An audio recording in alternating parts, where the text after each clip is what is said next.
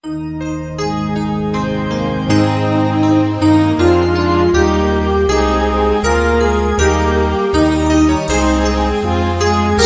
saudara yang dikasihi Tuhan. Selamat pagi, selamat hari Minggu.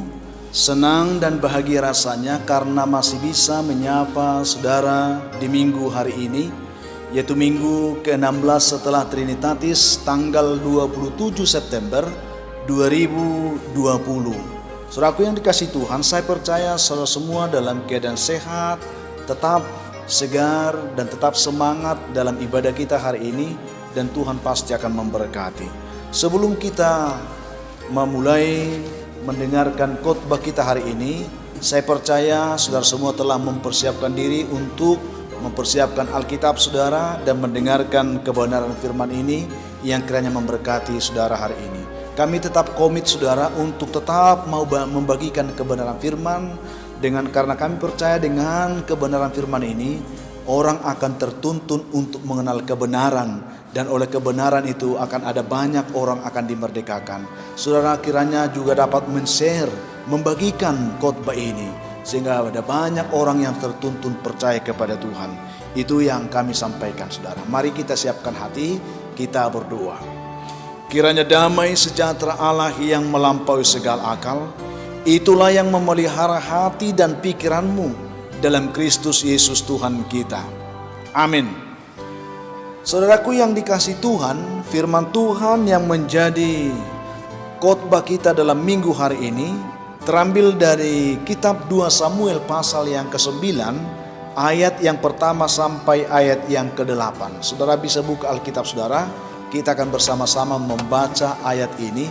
Demikianlah bunyi firman Tuhan saudara, saya akan bacakan untuk kita. Daud dan Mephiboset. Berkatalah Daud, masih adakah orang yang tinggal dari keluarga Saul? Maka aku akan menunjukkan kasihku kepadanya oleh karena Yonatan. Adapun keluarga Saul mempunyai seorang hamba yang bernama Ziba.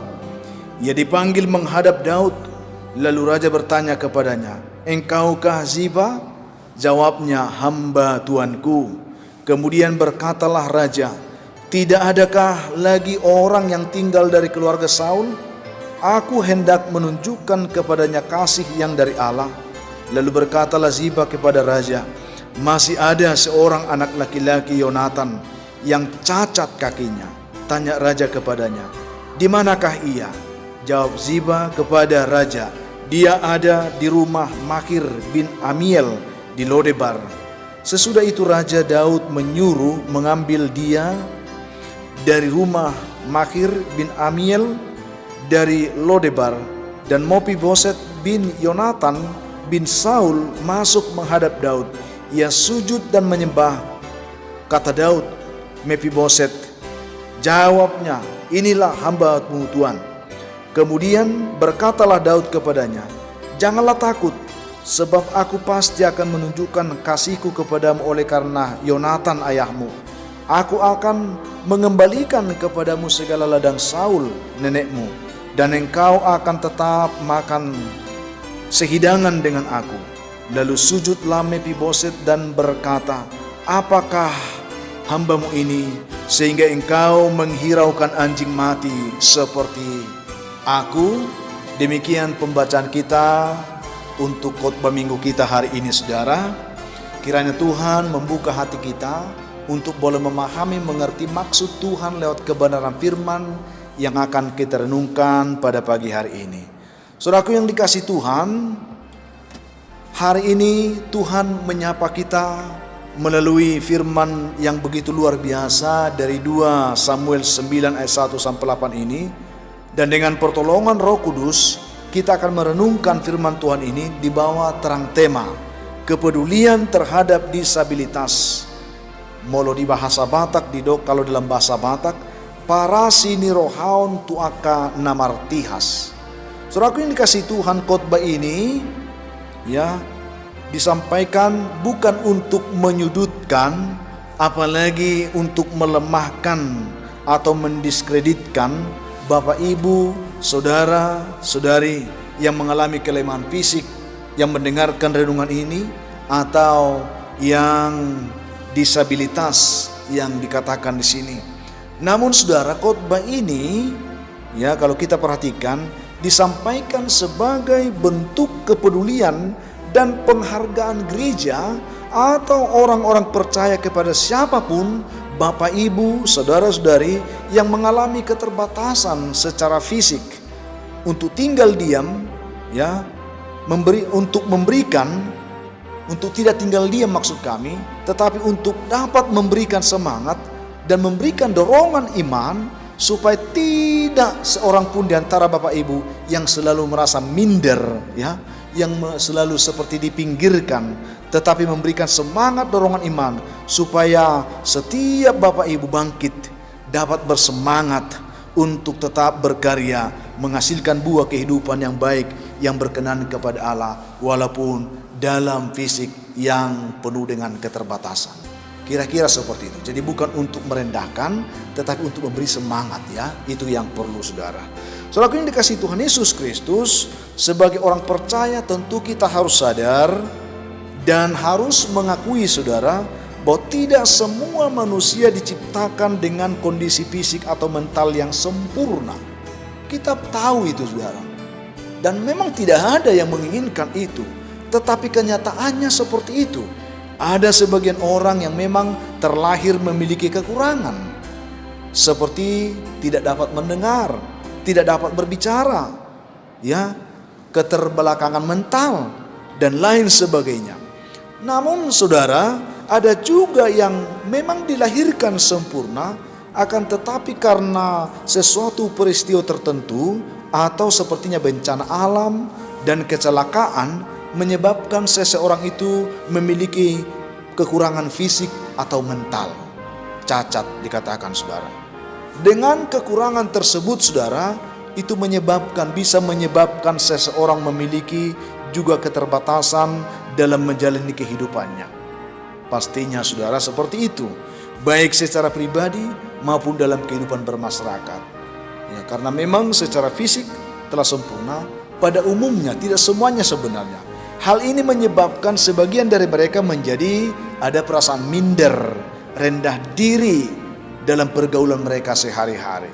Begitu banyak yang tidak sanggup untuk bergaul hanya karena merasa dia mempunyai keterbatasan dalam fisik. Saudaraku yang dikasihi Tuhan Yesus, apalagi jika mendapat sebutan orang cacat, ya, membuat mereka semakin tidak percaya diri. Maka hati-hatilah saudara mempergunakan kata-kata pun. Jangan selalu ya berkata-kata menyakiti hati saudara-saudara kita yang seperti ini. Untuk itulah saudara, penggunaan istilah penyandang cacat bagi orang yang memiliki kekurangan fisik atau mental ini saat ini sudah mulai ditinggalkan orang. Dan sekarang orang lebih sering menggunakan istilah difabel ataupun disabilitas. Itu yang kita ya dengarkan. Menurut penjelasan Alkitab sebenarnya, sebagaimana telah kita baca pada firman Tuhan hari ini, bahwa ternyata saudara, keberadaan penyandang cacat ini telah ada sejak dahulu. Dapat ya dikatakan bahwa sejak kebudayaan manusia masih ya primitif sampai kebudayaan yang modern saat ini, masyarakat dunia tidak pernah terbebas sama sekali dari keberadaan penyandang cacat ini, disabilitas ini saudara. Kita tidak tahu kenapa. Tampaknya tak ada korelasi antara kemajuan budaya dan kelahiran penyandang cacat. Kita tidak tahu secara pasti mengapa dunia ini tak pernah bebas dari situasi yang seperti itu.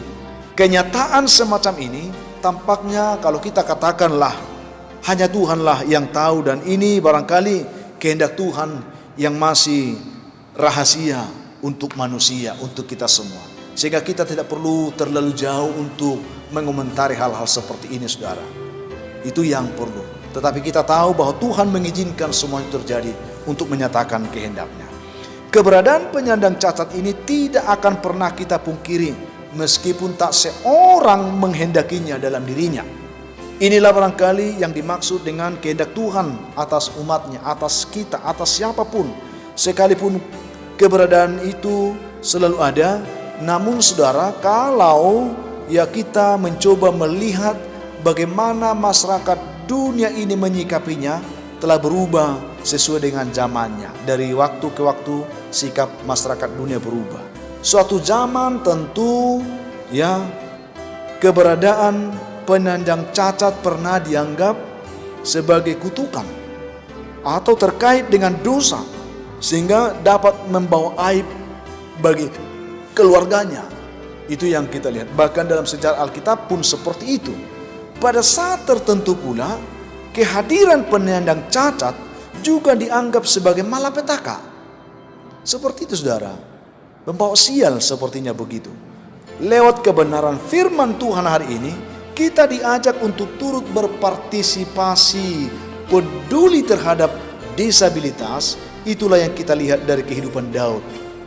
Ya, karena kalau kita perhatikan, tidak selamanya disabilitas oleh karena kutukan atau dosa. Tidak selamanya itu hanya karena ya dianggap sebagai pembawa malapetaka. Karena ketika Tuhan yang melakukan mujizat kepada orang yang buta sejak lahirnya, murid-murid bertanya, siapakah yang salah? Karena persepsi orang pada saat itu, karena kalau orang cacat itu karena dosa. Tetapi Tuhan Yesus katakan, tidak ada yang salah, baik orang tuanya maupun anak itu tidak berdosa. Tetapi supaya lewat peristiwa itu, ya kemuliaan Tuhan dinyatakan.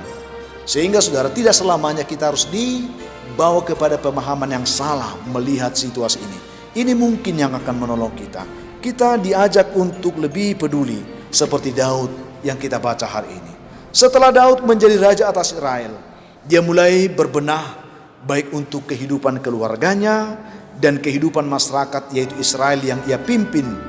Secara khusus saudara, Daud juga berbenah untuk mengingat kembali sahabatnya Yonatan walaupun ia sudah tiada, tetapi karena mereka pernah terikat dengan sebuah janji, ya, di mana mereka pernah berjanji untuk tidak saling melupakan.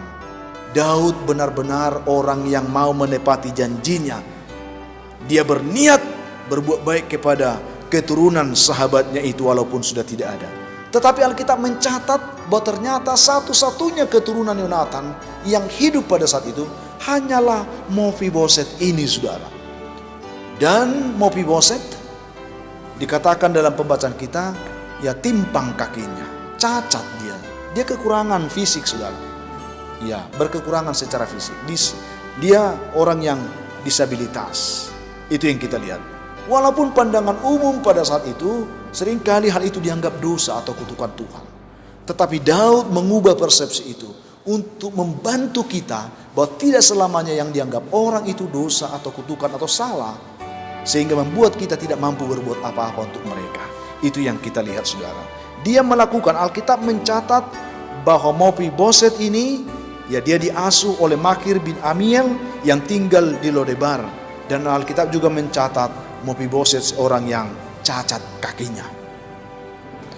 Daud saudara memanggil dia dan berjanji akan memberikan kepadanya segala harta milik Saul. Dan dia akan tetap tinggal di hadapan Raja Saul. Ini sungguh suatu perbuatan yang sangat luar biasa. Karena sebagai penyandang disabilitas, tentu Mephiboset tidak dapat melakukan apapun untuk Daud lagi. Dan dia katakan, anjing yang lemah ini dikatakan saudara. Namun Daud melakukan semua itu semata-mata sebagai bentuk kepeduliannya terhadap keturunan sahabatnya. Ia menjadi suatu, ya ini menjadi suatu pembelajaran yang sangat berharga sebenarnya bagi kita, khususnya yang mau menunjukkan kepedulian kepada kaum disabilitas seperti Daud ini saudara. Benar-benar dia fair. Benar-benar dia mau betul-betul melakukan sesuatu itu bukan karena menuntut sesuatu. Tidak ada yang bisa kita harapkan dari dia. Tetapi apa yang bisa kita lakukan itu bisa berarti bagi dia. Itu yang dimaksudkan. Ya, yang kita ingin lihat di sini, manusia memiliki prinsip saudara. Nilai, rasa kemanusiaan yang melekat pada diri kita masing-masing. Manusia memiliki juga akal budi yang bisa memunculkan rasa atau perikemanusiaan kita saudara. Perikemanusiaan inilah yang mendorong perilaku baik sebagai manusia masing-masing kita. Perikemanusiaan ini. Sehingga kalau dikatakan tidak berperikemanusiaan, berarti dia tidak mempunyai rasa terhadap sesamanya. Daud masih memiliki itu, saudara. Dia memiliki peri kemanusiaan yang dalam, yang sungguh-sungguh mau peduli. Itu yang kita lihat. Memanusiakan manusia berarti perilaku manusia itu ada untuk senantiasa menghargai, menghormati harkat dan derajat manusia lainnya. Itu yang dikatakan memanusiakan manusia. Dengan kita memiliki peri kemanusiaan, inilah yang mendorong kita untuk benar-benar peduli, mengerti, memahami kemanusiaan kita, baik diri kita maupun orang lain, sehingga kita sedapat mungkin mampu memanusiakan manusia itu sendiri. Saudaraku yang dikasihi Tuhan, memanusiakan manusia adalah tidak menindasnya. Ini salah satu. Tidak menghardik, tidak bersifat kasar kepada mereka, tidak menyakiti mereka, dan berperilaku yang tidak baik kepada mereka. Oleh karena itu, saudaraku, di dalam konsep kewarganegaraan kita timbullah yang dinamakan hak asasi manusia. Di situ diatur, saudara. Hak asasi manusia ini memang dinyatakan sepertinya kurang adil bila penyandang disabilitas disamakan haknya dengan manusia normal lainnya. Disinilah timbul peri kemanusiaan itu. Oleh karena itu, saudara, maka oleh negara dibuatlah sebuah hak tersendiri bagi penyandang disabilitas ini. Yang dituangkan itu kalau kita lihat di dalam lembaran negara kita, yaitu Undang-Undang Negara Nomor 8 Tahun 2016 tentang penyandang disabilitas. Dituangkan di sana bagaimana kita bisa memiliki peri kemanusiaan yang berkeadilan, yang bisa memanusiakan manusia itu seutuhnya. Di dalam undang-undang itu, saudara, dijelaskan bahwa pengertian dari penyandang disabilitas yaitu setiap orang yang mengalami keterbatasan fisik, keterbatasan intelektual, mental, dan atau sensorik dalam jangka waktu lama yang dalam berinteraksi dengan lingkungan dapat mengalami hambatan dan kesulitan untuk berpartisipasi secara penuh dan efektif dengan warga negara lainnya berdasarkan kesamaan haknya. Artinya itulah yang dikatakan disabilitas. Dia tidak seperti yang biasanya, sehingga diaturlah di sini, saudara.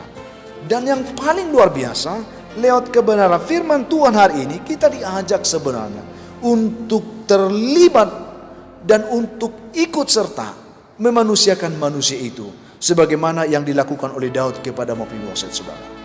Lewat kebenaran ini juga kita dapat memahami betapa pentingnya kita peduli, betapa pentingnya kita memahami, betapa pentingnya kita memiliki peri kemanusiaan untuk membantu saudara-saudara kita yang tidak senasib dengan kita, sehingga mereka bangun percaya dirinya, sehingga mereka boleh memiliki semangat hidup yang baik seperti kita menjalani hidup ini dengan ucapan syukur.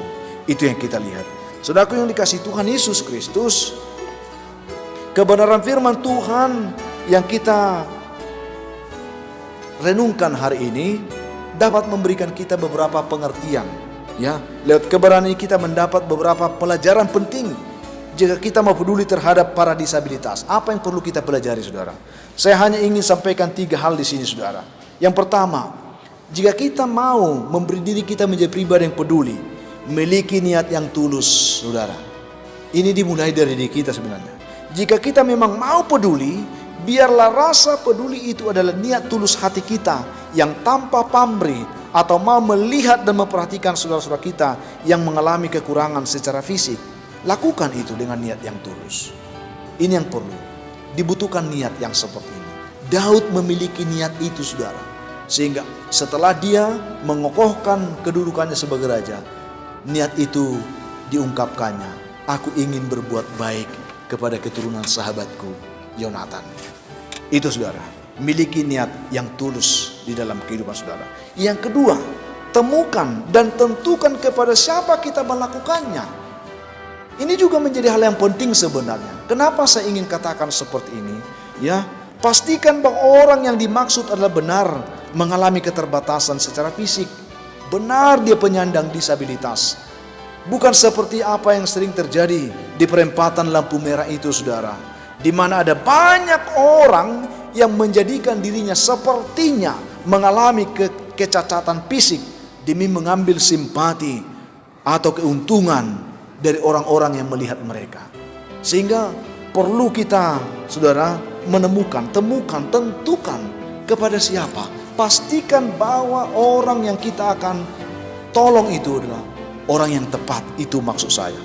Ya, tentukan bahwa niat hati kita yang tulus itu tidak salah sasaran, tetapi kita lakukan itu kepada orang yang tepat. Itu yang kedua, saudara. Ya, temukan dan tentukan kepada siapa kita melakukannya. Yang ketiga, buatlah yang terbaik dan berlakulah adil. Kalau niat hati kita tulus dan kita tahu siapa yang akan kita tolong, jangan menolong mereka dengan setengah. Apa yang dilakukan Daud, saudara? Harta dikatakan, silakan saudara, ya, sebagaimana dilakukan Daud. Dia mengembalikan segala harta neneknya Saul untuk menjadi milik Mephiboset. Dan karena Mephiboset tidak dapat bekerja, sehingga ia menanggung semua kebutuhannya dan membiarkan dia tinggal di hadapan Raja Daud. Karena Mephiboset tidak bisa melakukan apapun, betul-betul Daud buat yang terbaik. Engkau tinggal semeja dengan aku, hartamu kuberikan kepadamu, dan engkau tetap makan semeja dengan aku. Lalu bagaimana dengan hartanya? Hartanya diserahkan oleh Daud untuk dikelola oleh hamba-hamba Mephiboset.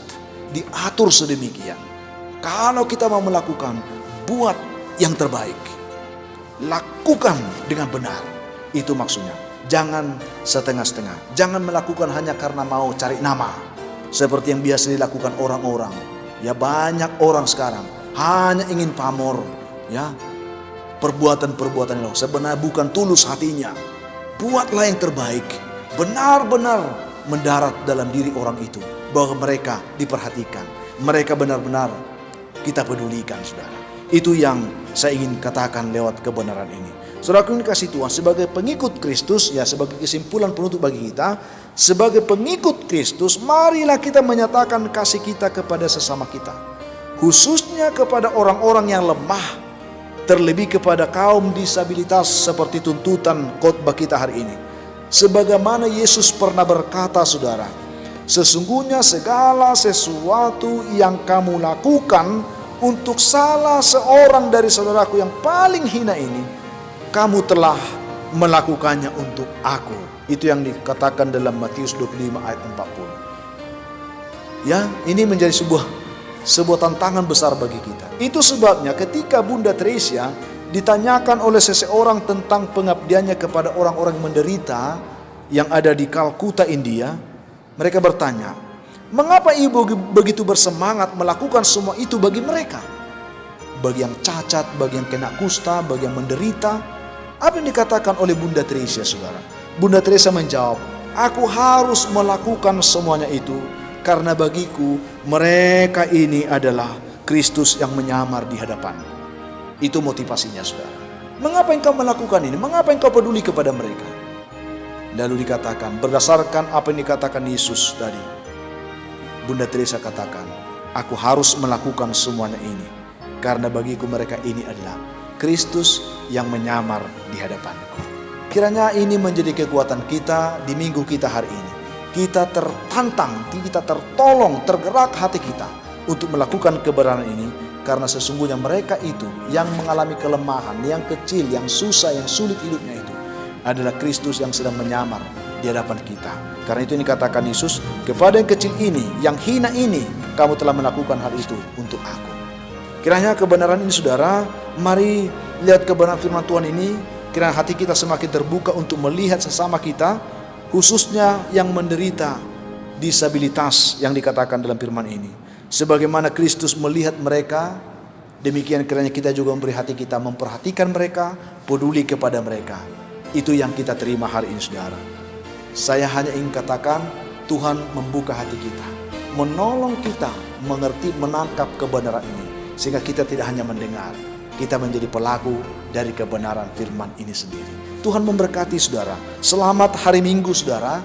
Tuhan tetap menuntun saudara untuk tetap dapat menikmati berkat Tuhan dan kebenaran firman hari ini.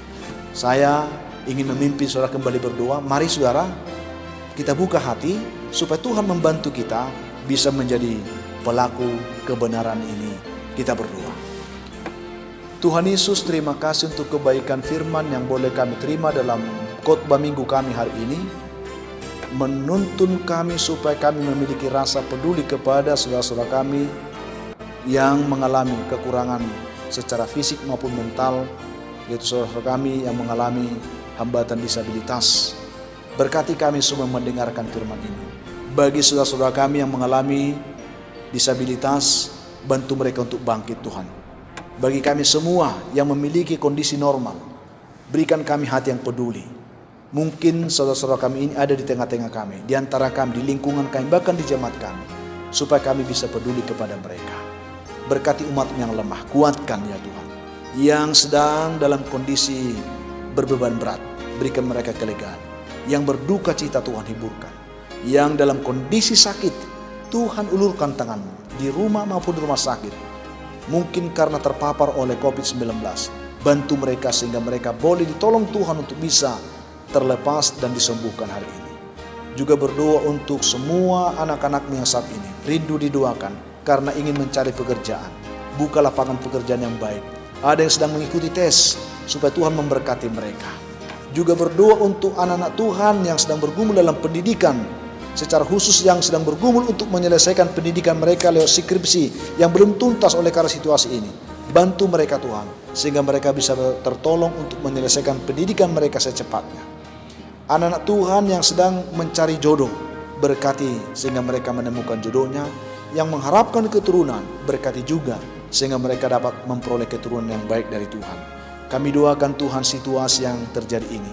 Bantulah Tuhan supaya COVID-19 ini cepat berlalu, sehingga kami boleh hidup kembali sebagaimana biasanya, dapat bersuka cita memuliakan Tuhan di tengah persekutuan kami.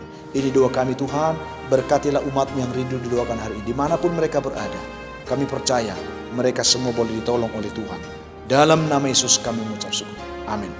Saudaraku yang dikasihi Tuhan, apapun kondisi hidup yang saudara hadapi saat ini, tetaplah saudara semangat, jadilah kuat di dalam Tuhan, bersukacitalah senantiasa dan mengucap syukur dalam segala hal.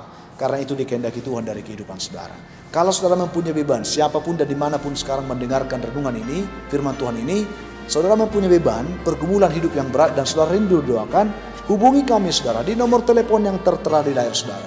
Kami siap membantu mendukung saudara dalam doa.